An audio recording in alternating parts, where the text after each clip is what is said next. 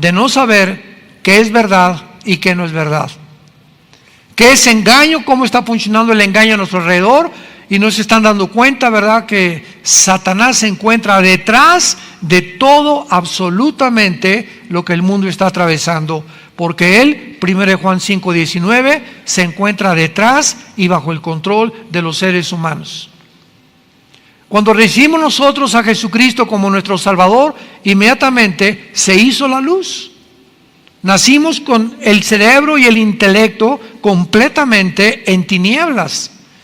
Y no sabíamos qué era verdad, si era Buda, si era Mahoma, si era Confucio, si era Zoroastro, si era fulano, si era mengano. Pues me meto a los filósofos, Platón, Sócrates, Demóstenes, y los maharashis, y los gurús, y el vudú, y el karma, etcétera, etcétera, y el ocultismo, y la ouija, y las liberaciones a través de ramas, etcétera, etcétera, de embrujos, que me lean las cartas, en un mundo completamente confundido, sin saber nadie qué es la verdad. Y si en el camino en que se encuentran es la verdad. Y viene hace 2000 años Dios en la persona de su Hijo y nos deja este libro. Yo siempre les he dicho a los ateos cuando tenemos debates, hay una manera de poder debatir con una persona, sea médico, sea científico, biólogo, sea matemático, sea doctorado en ciencias políticas, no importa el campo académico en el que tú seas un experto, pero siempre en todas las cosas debe regir la lógica más elemental. Si hay un Dios, sí, condicional, si hay un Dios, entonces ese Dios que existe es lógico que si nos ha creado a su imagen y semejanza, tenga interés en que nosotros descubramos que Él existe. De otra manera seríamos animales. ¿Quiénes son los animales a diferencia del ser humano? ¿Verdad? Criaturas en el mar, en los aires, las aves, en la tierra, los mamíferos, etcétera, etcétera, que no tienen conciencia de Dios. Nunca verás un grupo de conejos, alabaré, alabaré. Nunca verás un conjunto de perros ni de caballos, ¿verdad? Tienen conciencia, tienen sentimientos, sufren, son fieles, tienen características preciosas. El perro es de los mejores animales que el hombre pueda tener como su amigo, más que tu compadre. Pero ninguna de estas criaturas está consciente ni de que va a morir, ni tampoco está consciente de que hay algo fuera de ellos, fuera de su mundo, fuera de su dimensión, a quien podemos adorar y a quien podemos realmente atribuir nuestra existencia. Y el ser humano es completamente diferente. No hay una tribu, no hay una sola civilización. Llámense desde el código Hammurabi, de los sumerios, egipcios, babilonios, persas, etcétera, etcétera. No ha existido jamás en la historia nadie, tribus, civilizaciones que no hayan adorado a algo o a alguien. Y cuando nacemos, ¿verdad?, en este mundo y somos apaches o de los Sioux o de los Aucas del Ecuador, mazatlecas o chichimecas o aztecas, etcétera, etcétera, de alguna manera todos estos indígenas y todos estos seres humanos tienen la necesidad intrínseca o de matar a un hombre como los aztecas, sacarles el corazón y ofrecérselos ¿a quién? A los dioses. Todas las tribus en Norteamérica, los verdaderos norteamericanos son los Sioux, los apaches, los cherokees, los indígenas que poblaron los Estados Unidos, que ahorita ya es una nación cosmopolita, ¿verdad? Pero todos ellos creían en los espíritus, enterraban, quemaban a sus muertos porque sabían que los espíritus se los iban a llevar. Todos tenemos conciencia del más allá. ¿Quiénes son los brujos? ¿Quiénes son los espiritistas? Se juntan de las manos en las casas, vamos a invocar al espíritu de Cuauhtémoc. ¿Cómo saben que hay algo que trasciende nuestra naturaleza y que podemos tener comunicación a través de la ouija, a través de la lectura de las cartas tarot, a través del café, de la bola de cristal, o comunicándonos con algún espíritu de mi abuelita o de Cuauhtémoc, y vamos a juntarnos e invocarlo para que nos pueda contestar ciertas preguntas que tenemos con el más allá? ¿Quién puso ese más allá en el ser humano que no tienen los animales? Salomón escribió en el libro de Eclesiastés capítulo 3 versículo 11, Dios puso la eternidad en el corazón humano.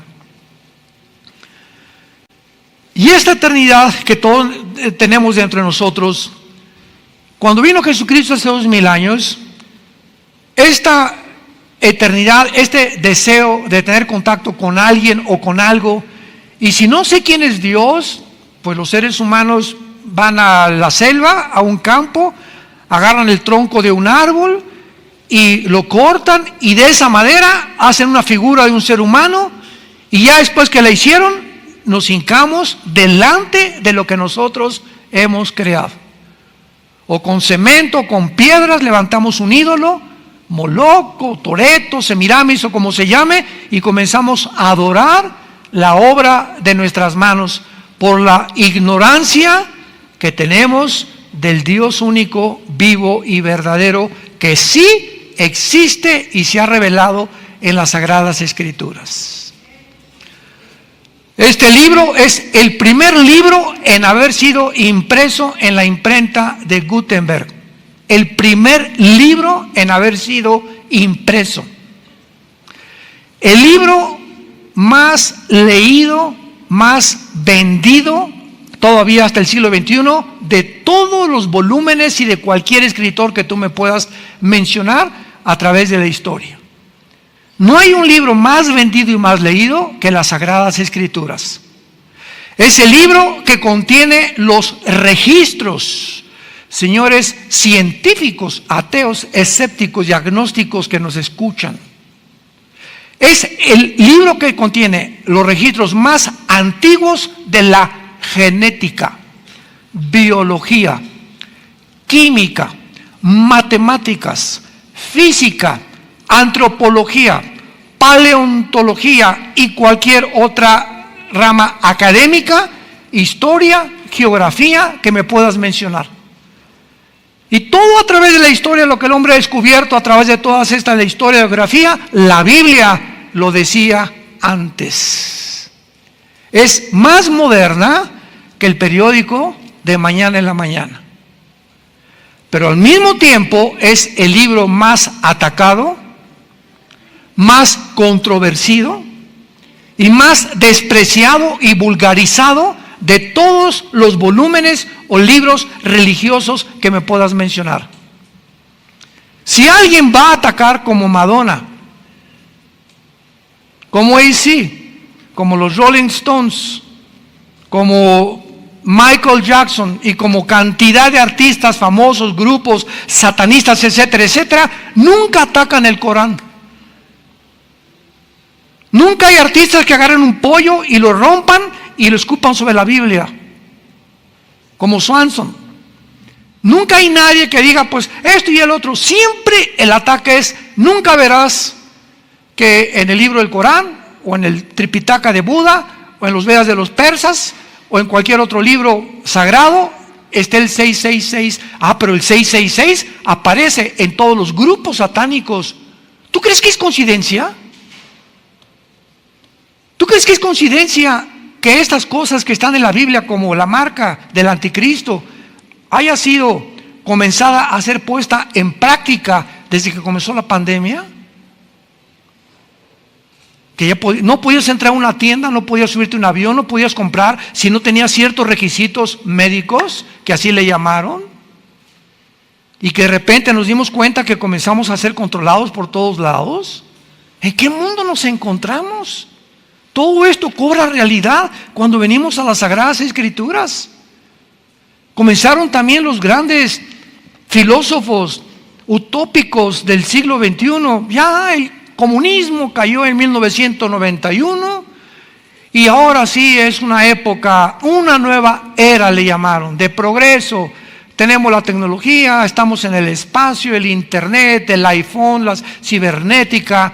Ahora va a ser muy difícil que haya una guerra entre nación y nación, porque el ser humano ha llegado a una ecuanimidad y ha llegado a un criterio tan amplio que sería una locura que una persona le mandara una bomba nuclear a otra nación, sabiendo que la otra nación le puede contestar, y solamente dos locos podrían enfrentarse a una guerra nuclear porque ellos mismos se destruirían. No, el hombre no está tan loco como eso. Es imposible que lleguemos a esta posibilidad.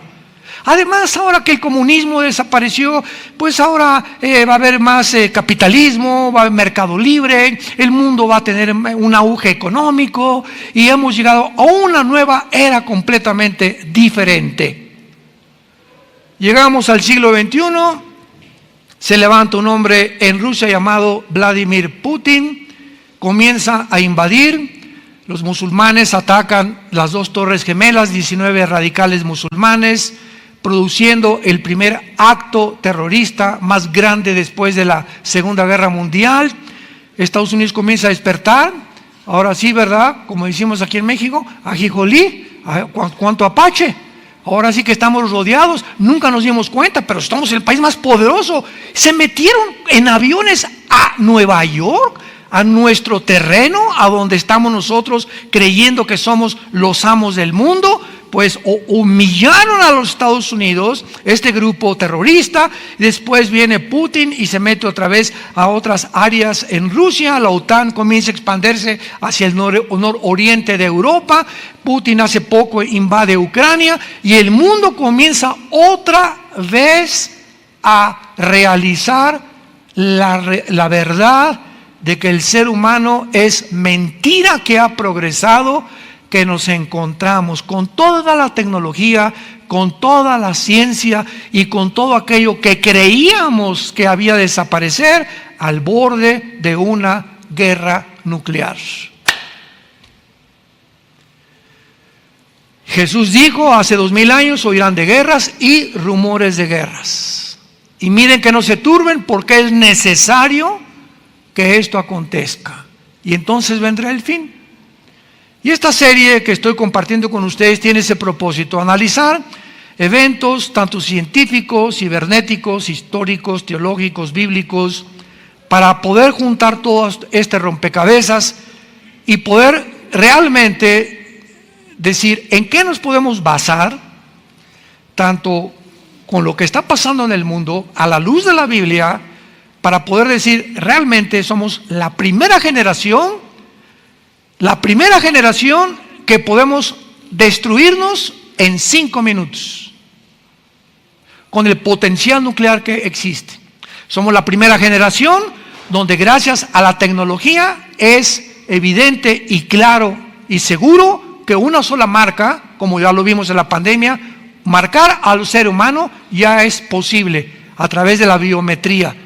Y una persona puede ya controlar el mundo. Ahorita, por ejemplo, venimos mi esposo y yo de Dallas, entramos ahí en Dallas al aeropuerto y al pasar para abordar el avión, ya no te piden el pasaporte. Una cámara, te paras frente a la cámara y aparece tu foto, pásele. Le digo, ¿cuándo me retrataron? Esa foto, le dije a mi esposo, nunca me la han tomado. Y yo le dije de broma a la señorita, ¿verdad? Por favor asegúrese que mañana me publican, en el primer periódico, que me subí al avión. Impresionante, ya nomás con tu puro rostro. Y al llegar allá a Estados Unidos, de aquí de México allá a Estados Unidos, hay un lugar que se llama Global Entry, entrada global, que se les da esta entrada global. Tú vas con tu pasaporte, desde luego tienes que ser ciudadano americano, y vas a una oficina de inmigración norteamericana y les dices, bueno, estoy americano, quiero el Global Entry, porque viajo muy seguido. ¿Qué significa esto? Que te hacen 3 o 4 preguntas, ven tu registro, que hace 10 años no has tenido accidentes automovilísticos, que no te has enmarihuanado, que no has tenido ningún tóxico, que no has sido borracho, que no te han detenido, etcétera, etcétera. Y te consideran un ciudadano de confianza, así se llama. Y te dan entonces una tarjeta que se llama Global Entry. Y ahora que regresemos a Estados Unidos, mi esposo y yo, al llegar, yo ya no paso por migración. Paso por un aparato donde tampoco meto mi pasaporte. Otra vez me retrata y comenzamos a hacer cola en 5 minutos. Y comenzamos a pasar y me dice el de inmigración: Armando, hello, le digo, y pásale. Marta, pásale. Ya no te revisan nada más que a través de la fotografía. Ni siquiera el pasaporte, por el Global Entry. Este es el mundo que estamos viviendo. En China hay cámaras, pero como no se imaginan, en Shanghái y en todas las ciudades, que están retratando millones de caras al mismo tiempo, y tiene las pantallas el gobierno de China donde puede detectar a un delincuente que buscan a tal persona en segundos a través de los métodos computacionales, a través de la cibernética y a través de la biometría. Ese es el mundo que estamos viviendo.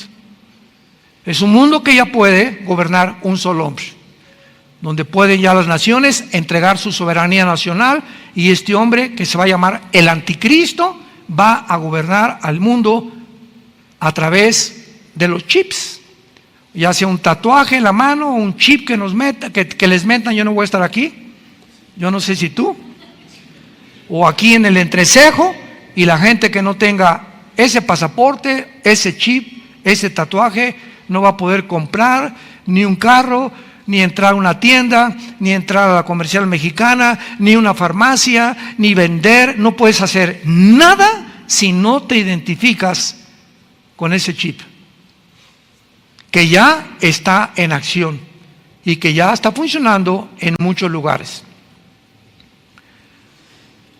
En Mateo 24, los que tengan su Biblia, Jesús se enfrenta a unas preguntas que también ya contestamos, y las repaso rápidamente, que le hicieron los discípulos. 3 preguntas de carácter escatológico. Escatos en el griego, más allá de, logos, conocimiento. La escatología es la rama de la teología, a los que les interesa apuntarlos, que trata con las cosas futuras. Un escatólogo es un estudiante de la Biblia que se dedica a escudriñar principalmente el área de las profecías bíblicas de los últimos tiempos. Y dentro de la escatología le hacen 3 preguntas a Cristo muy interesantes, que Él contesta y otra no la contesta. Y dice el versículo 3: estando sentado Él, o sea Jesús, en el monte de los olivos, los discípulos se le acercaron aparte diciendo: pongamos atención a estas 3 preguntas que le hicieron. Dinos, número 1, ¿cuándo serán estas cosas? La primera pregunta está relacionada con el versículo anterior, que el templo, que era una atracción tremenda en aquellos tiempos, que hizo Salomón, lo admiraban, este edificio. ¿Quién puede derrumbar este edificio? Cuando vio Cristo a los discípulos, que estaban asombrados más por el edificio que por su persona, les dijo: ven este edificio, les puedo decir que no va a quedar piedra sobre piedra. Esta primera pregunta que le hicieron a Cristo, ¿cuándo sucederán estas cosas?, está relacionada de cuándo pasará que el templo sea destruido. Esta sucedió 70 años después de Cristo, cuando el general Tito de Roma entra a Jerusalén y acaba con Jerusalén. Y no queda piedra sobre piedra. Se cumple al pie de la letra las palabras de Jesús. Pero quedan 2 preguntas más. La segunda pregunta es: ¿qué señal habrá de tu venida? O sea, podemos darnos cuenta cuando tú regreses, de alguna manera, porque nos has dicho, te vas y vas a regresar. ¿Hay alguna señal para que cuando regreses sepamos nosotros que tú vas a regresar? Cristo le da esta respuesta en el versículo 29 y 30 del mismo capítulo 24 de Mateo. E inmediatamente después de la tribulación de aquellos días, el sol se oscurecerá, la luna no dará su resplandor, y las estrellas caerán del cielo, y las potencias de los cielos serán conmovidas. Entonces aparecerá la señal del Hijo del Hombre en el cielo. Y entonces lamentarán todas las tribus de la tierra y verán al Hijo del Hombre viniendo sobre las nubes del cielo con gran poder y gloria. Esta segunda pregunta, ¿cuándo será la señal?, se cumplirá al final de la tribulación. Pero antes hay otra pregunta que es la que nos atañe y la que hemos estado investigando y tratando de contestar. Y gracias a Dios que ya la podemos contestar, repito, por el análisis que podemos hacer de las señales, de la historia, de los eventos a nuestro alrededor y principalmente de las Sagradas Escrituras. Dice así la última pregunta: ¿y qué señal habrá del fin de la historia? Se puso en el griego siglo, el fin de la historia o el fin de la historia humana o el fin del siglo, como le querramos llamar. Cristo no contesta esto. ¿Qué señal habrá del fin del siglo? O sea que ya la historia se terminará. Sin embargo, cuando leemos en el versículo 5 que Jesús comienza a decirles, solamente les voy a dar algunos datos importantes. Vendrán muchos en mi nombre diciendo yo soy el Cristo, y a muchos se engañarán. Dice Cristo, una de las señales, una de las muchas que les voy a dar, que pueden ustedes ubicarse y darse cuenta que realmente ya nos acercamos al final de la historia. Se van a levantar cantidad de hombres diciendo que son el Mesías. La palabra Cristo, Yeshua en el hebreo es el Mesías. Vendrán muchos diciendo yo soy el Mesías, o sea, el ungido de Dios, el Salvador del mundo. Y este mensaje lo traen la mayoría de los gobernantes en el mundo actualmente. Muchos gobernantes surgen inmediatamente y todos hacen, sabemos, promesas que ninguno cumple. Pero todos nos prometen qué cosa, que nos van a salvar, que la economía va a mejorar, que va a mejorar tu nivel de vida, bla, bla, bla, bla. Y la gente, ¿verdad?, engañada por la política, votamos por estos gobernantes que en el mundo entero, a través de toda la historia, conquistadores, dictadores, etcétera, etcétera, han engañado a la humanidad. Pero Cristo no se refiere políticamente, se refiere espiritualmente. ¿No han visto ustedes en las redes sociales, hace de 6 meses para acá, ya no vamos tan lejos, cuántos Mesías Israel está diciendo que ya llegaron? Métanse, los Mesías de Israel en Google, lo puedes encontrar. Todavía hace 2-3 semanas, ves un hombre con un sombrero, con una barba. Se juntaron miles de rabinos en Israel alrededor de él y cantaban y bailaban, y aquí está con un sombrero negro, y le besaban la mano los judíos, cosa que tienen prohibidísimo, y lo tocaban la ropa, y el Mesías, etcétera, etcétera. Hace 4 meses un rabino en Nueva York dijo que él era el Mesías, se murió, y tenemos casi 2 o 3 años que Israel, de una forma absurda, ridícula y risible y patética, está haciéndose el hazmerreír esta religión judaica en el mundo entero por las barbaridades de estar señalando hombres como tú y como yo, porque están ansiosos que venga su Mesías, y cuando venga no va a ser el que ellos esperan. Cuando venga será el anticristo,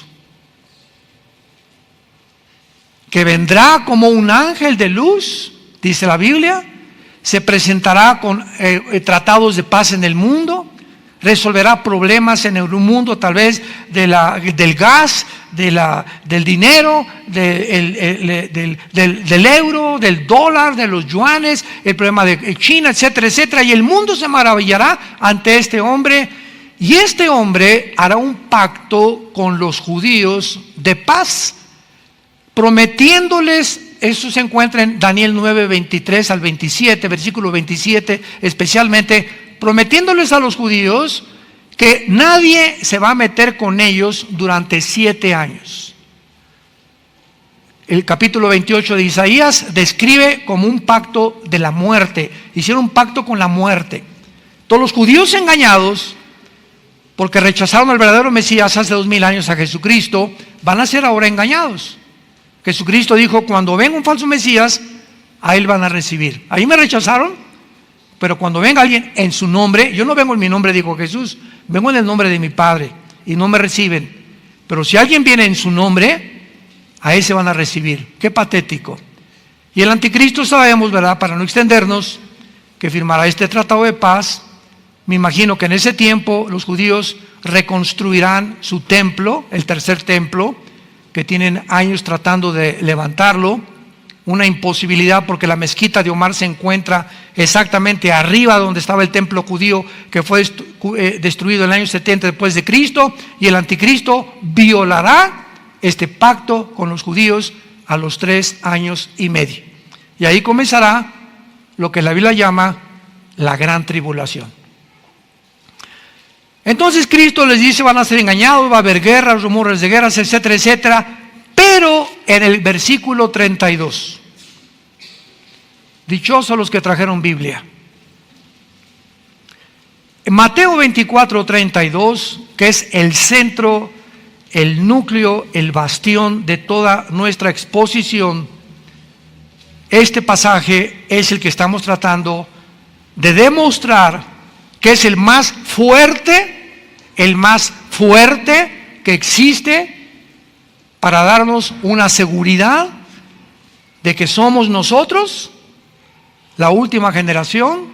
No sabemos el día y la hora, pero sabemos que será en nuestra generación cuando estas cosas ya han comenzado a suceder y millones de cristianos no se han dado cuenta, ni han descubierto, ni siquiera si viven cerca del Nevado de Toluca. Es increíble la ignorancia que hay. En las iglesias tampoco se predica esto ya. Ya no se predica estas cosas. Ni en qué tiempo nos encontramos, ni qué señales. Ya no hay esta información. Es impresionante las tinieblas que han comenzado a caer en el mundo, están entrando a las iglesias. Dice Jesús, versículo 32, esta es la señal más importante de Jesús. De la higuera aprendan la parábola. Cuando ya su rama está tierna y brotan las hojas, sabéis que el verano está cerca. Así también vosotros, cuando veáis todas estas cosas que está cerca a las puertas, de cierto les digo, no pasará esta generación hasta que todo esto acontezca. No pasará esta generación. Cristo menciona una higuera, y ese es el inicio de nuestra búsqueda y de nuestra investigación. ¿Qué quería decir Jesús con la higuera, o qué representa en la Biblia la higuera? Porque una vez que identifiquemos qué es la higuera, podemos partir de ese punto hacia lo demás. Tenemos que saber qué significa la higuera o qué representa la higuera. Bueno, rápidamente, a los que lo quieran apuntar. En la Biblia hay 3 árboles relacionados con la nación de Israel. La higuera es el último del año en florecer. Y la higuera representa la resurrección nacional de Israel. ¿Cómo sabemos que este árbol representa la resurrección nacional de Israel? Veamos en Lucas capítulo 13, después de Mateo está Marcos y después Lucas. Lucas capítulo 13, versículo del 6 al 9, dijo también esta parábola. Tenía un hombre, ¿una qué? Una higuera plantada en su viña, y vino a buscar fruto en ella y no la halló. Y dijo al viñador: he aquí hace 3 años que vengo a buscar fruto en esta higuera y no lo hallo. Córtala, ¿para qué inutiliza también la tierra? Él entonces respondiendo le dijo: Señor, déjala todavía este año, hasta que yo cabe de ella y la abone. Y si diere fruto, bien, y si no, la cortará después. Pregunta: ¿a quién creen ustedes que se refería Cristo con la higuera? Pues a Israel. Tenía un hombre una higuera plantada en su viña. Israel es la higuera de Dios. Vino a buscar fruto en ella. ¿Quién vino a buscar? Jesús. Vino primero a las ovejas de Israel. Él venía primero a los israelitas descendientes de Abraham. Y no halló fruto en ella. Lo crucificaron. Y le dijo al viñador: hace 3 años que vengo a buscar fruto en la higuera. 3 años duró el ministerio de Jesús. Y no lo hallo. La higuera representa y siempre está relacionada con la vida de la resurrección de Israel. Y entonces, ¿qué le dijo, verdad? Que ya la higuera no va a dar fruto, está completamente podrida. Ahora comparamos esto con Mateo 21. Otro caso, porque repito, primero tenemos siempre en la Biblia que buscar el significado para no inventar, pues yo creo que piensa esto o yo creo que significa esto. No, espérame tantito, la Biblia no es de interpretación privada. La Biblia se interpreta a sí mismo. Dice la Biblia en Lucas capítulo 21, versículo 18. Mateo 21, versículo 18. Por la mañana, esto fue el día anterior que lo crucificaran. Mateo 21, versículo 18. Volviendo a la ciudad tuvo hambre y viendo una higuera cerca del camino, vino a ella y no halló nada sino hojas solamente, y le dijo: nunca jamás nazca de ti fruto. Y luego se secó la higuera. Viendo esto, los discípulos decían maravillados: ¿cómo es que se secó enseguida la higuera? ¿Qué representaba esa higuera el día antes que lo crucificaran? ¿A quién fue a quien maldijo Jesucristo? A Israel. He venido a lo mismo. Venido a buscar fruto, ¿verdad? Una higuera seca, representando cómo es posible que no estés dando fruto. Y maldice Cristo la higuera, y vemos que Israel muere. Se seca Israel como nación después de la crucifixión y hasta 1948. 14 de mayo de 1948.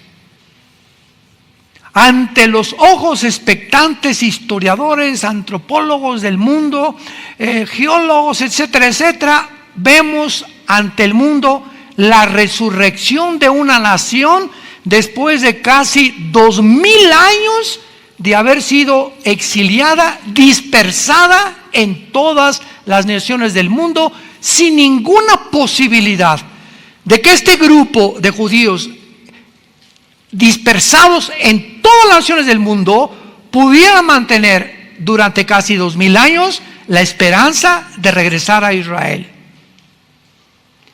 Y gracias al genocidio de Adolfo Hitler y de los nazis, que la Liga de las Naciones, en aquel tiempo no era la ONU, era la Liga de las Naciones, al ver que 6 millones de judíos habían sido masacrados, imbéciles, idiotas, tarados, retrasados mentales, gente incapacitada, porque los nazis odiaban a una persona con defectos físicos. Cualquier persona con defectos, la orden era matarlos, exterminar al mundo. Era el sueño de Hitler, y que sobreviviera solo una raza, la raza aria, los blancos, güeros y de ojos azules. Ese era el sueño de Hitler, porque él quería que esa raza era la que iba a controlar el mundo algún día, los arios. El mundo se espanta y ve 6 millones, mataron gitanos, mataron homosexuales. Bueno, fue una cosa espantosa lo que los nazis hicieron. Se juntan las naciones y votan para que Israel, después de casi 2000 años, les den permiso a través de la declaración de Balfour, un hombre en Inglaterra, y de Teodoro Herzl, un judío del siglo XIX que comenzó a soñar que era el tiempo de regresar a Israel. Le permite las Naciones Unidas regresar a Israel, y dice Isaías 66, ¿podrá una nación resurgir en un día? Y nunca ninguna nación jamás en la historia ha podido conformarse nacionalmente en un día más que la nación de Israel. Cuando Jesús, en nuestro pasaje de Mateo 24:32, regresamos, y una vez que ubicamos que la higuera es Israel, bueno, rápidamente les digo los otros dos árboles. El otro árbol en la Biblia es el olivo. El olivo representa las bendiciones de Israel desde los patriarcas, que los encontramos en Romanos capítulo 11. Se describe a Israel como el olivo natural, ¿se acuerdan? Y a nosotros, la iglesia, como el olivo silvestre, que fuimos injertados, y las bendiciones de Abraham, que recibía Israel al rechazar a Cristo, ahora nos pertenecen. Somos beneficiarios por tener a Cristo, la semilla prometida a la mujer, de las bendiciones de Abraham. No somos Israel, porque Israel es el olivo natural y nosotros el olivo silvestre. Pero el olivo representa, repito, las bendiciones espirituales de Israel. Y el tercer libro de la Biblia es la vid. La vid, las uvas, de ahí sacan el vino, y representa la vida religiosa de Israel. Juan capítulo 15, Jesús dijo, yo soy la vid, no dijo yo soy la higuera,